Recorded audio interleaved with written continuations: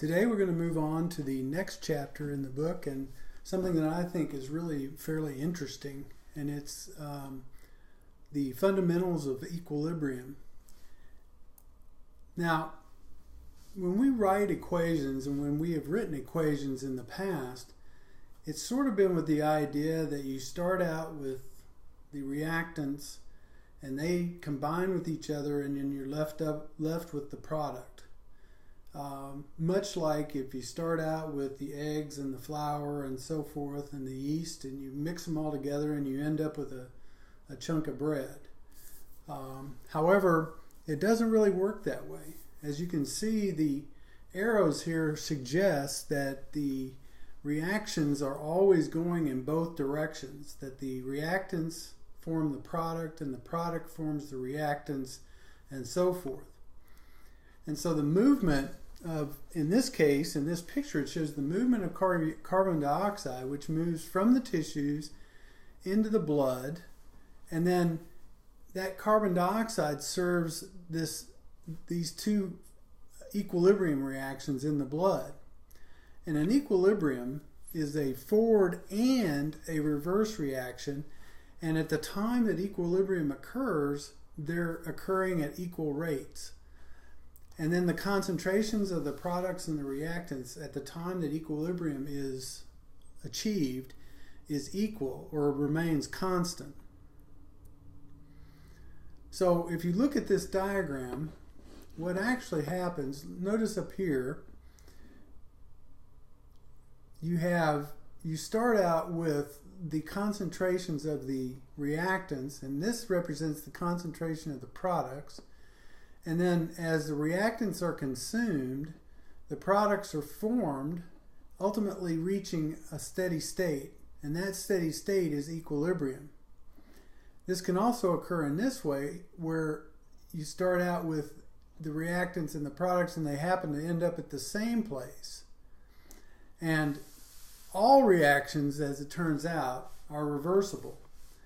Now, some situations, it proceeds so much in one direction or in the other direction that you cannot tell that a reaction has occurred in one case or that any of the reactants remain in another case.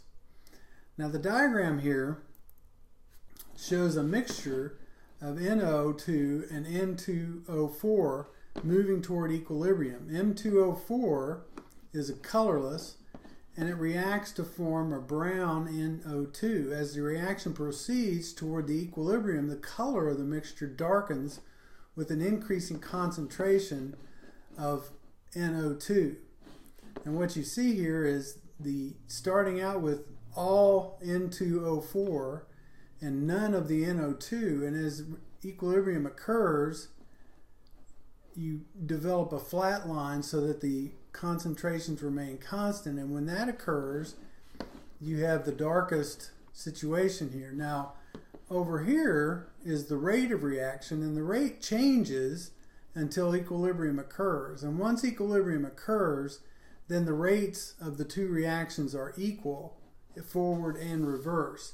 Now, the level that this line forms represents whether the reactants are favored or the products are favored. In this case, the products have a higher concentration, so the products are favored. Now, this is not unlike this juggling here, where once equilibrium is achieved, you'll notice that there are the same number of clubs in the air and the same number of clubs in each juggler's hands, no matter when you take the picture. The clubs are constantly moving back and forth, but the concentration of the clubs in the air and in each juggler's hands remains constant, roughly. Now, there is a mathematical expression of the concentrations once they reach at each point in a reaction, and that expression is called a reaction quotient. And as you can see here, in the middle line, the reaction quotient represents the products raised by their coefficient number divided by the reactants raised by their coefficient number. So for example, the bottom line shows an example where the reaction quotient is the concentration of dinitrogen tetroxide divided by nitrogen dioxide, the concentration of nitrogen dioxide squared. So this is called a reaction quotient. So let's take a look at some more examples of reaction quotient and make sure we understand how to write a reaction quotient. Here's the first problem right here. You have nitrogen reacts with hydrogen to form ammonia.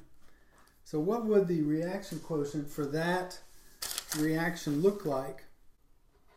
So the reaction quotient, Q sub C, is going to equal the products, the concentration of the products, in this case ammonia, raised to its coefficient, which is squared here, divided by the reactant concentration, hydrogen squared, cubed, times nitrogen, concentration of nitrogen. So that's the reaction quotient for this first reaction. The reaction quotient for the second reaction would be as follows. Again, it's the product, so it's the concentration of carbon monoxide times the concentration of water divided by the concentration of carbon dioxide times the concentration of hydrogen. And then this third one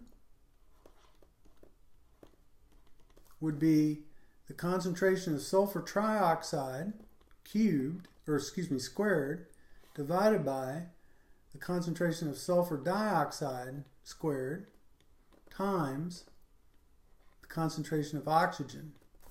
Now all three of these are called a reaction quotient, and a reaction quotient can be calculated at any time in the reaction. So at the very beginning it can be calculated after 2 minutes, it can be calculated after 4 minutes, it can be calculated at any point, and it's going to constantly change until you reach equilibrium. Now this first diagram up here, A, shows the change in concentration of reactants and products.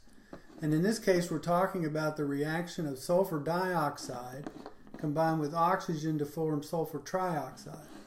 And again, what you notice is there's no sulfur trioxide to start out. And sulfur dioxide and oxygen are decreasing, and at a point, now any point along here you can calculate a reaction quotient, okay? But once you reach equilibrium, it's the point at which these lines become flat, okay? Now, once the lines become flat, then equilibrium is reached. And if you look at the calculation of the reaction quotient, you'll notice that the calculation of the reaction quotient increases over time until equilibrium is reached, and then the reaction quotient becomes constant. And so the reaction quotient that has occurred at the time of equilibrium is called the equilibrium constant. So the equilibrium constant is when a mixture of reactants and products in a reaction reaches equilibrium at a given temperature, and its reaction quotient at that point remains the same and constant, and that reaction quotient is the equilibrium constant. So let's look at a couple of a problem where we would calculate the equilibrium constant. So here you have the reaction of two molecules of nitrogen dioxide to form dinitrogen tetroxide. And you start out, you have 0.1 moles of nitrogen dioxide in a 1 liter flask, so the concentration is 1/10 molar. The concentration changes so that at equilibrium, the concentration of nitrogen dioxide is 0.016 molar, and the concentration of dinitrogen tetroxide is 0.42 molar. What is the value of the reaction quotient before the reaction begins, and then what is the value of the equilibrium constant of this reaction. So to do this, first you have to write the equilibrium quotient or the reaction quotient for this. So QC is going to equal N2O4, the concentration of that, divided by the concentration of NO2 squared. Now, before any reaction occurs, the concentration of N2O4 is going to be 0, and the concentration of nitrogen dioxide is going to be 0.1 molar. So the reaction quotient at time 0 is going to be 0. But the reaction quotient at equilibrium, which we call Kc, is going to be 0.042, which is the concentration of nitrogen dioxide at equilibrium, divided by the concentration of nitrogen dioxide. I'm sorry, I said nitrogen dioxide the last time. It's the concentration of dinitrogen tetroxide divided by the concentration of nitrogen dioxide squared. And if you do the math here, you get 164. Now the equilibrium constant, because it's concentration divided by concentration, has no units. Let's do another problem. Here we have, for the equation, sulfur dioxide plus oxygen forms sulfur trioxide. The concentrations at equilibrium are given here. What is the value for the equilibrium constant? The equilibrium constant is going to be the reaction quotient at equilibrium. In this case, the product is sulfur trioxide, so the concentration of sulfur trioxide squared because there's a 2 here, divided by sulfur dioxide squared, concentration of sulfur dioxide squared, times the concentration of oxygen. And we see that the concentration of sulfur trioxide is 1.1 squared, divided by the concentration of sulfur dioxide, which is 0.9 squared, times concentration of oxygen, which is 0.35. And if you do the math for this one, you get 4.3.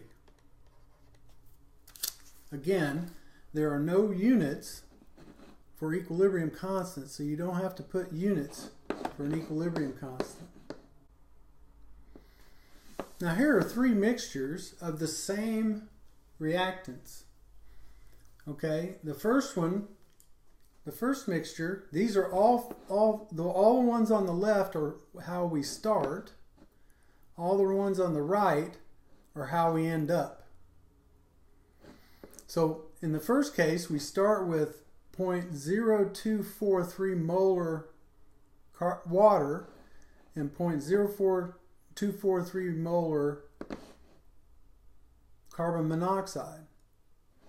In the second one, we start with the 2 concentrations, but we start with the 2 concentrations of carbon dioxide and hydrogen. In the third one, we start out with all 4 in the same flask with various concentrations. And we let all these mixtures sit. When you let all these mixtures sit, here are the ending concentrations in each case. Now what you will notice is, although the concentrations are not the same, the calculated equilibrium constant in all 3 of these is the same. And so no matter how you start out, if the reaction is the same and the temperature is the same, you will always end up with the same reaction quotient at equilibrium. Now that may mean that you have different concentrations. As you can see, in each of these cases we have different concentrations, but if you do the calculation, you always get the same equilibrium constant. And that's very important to understand.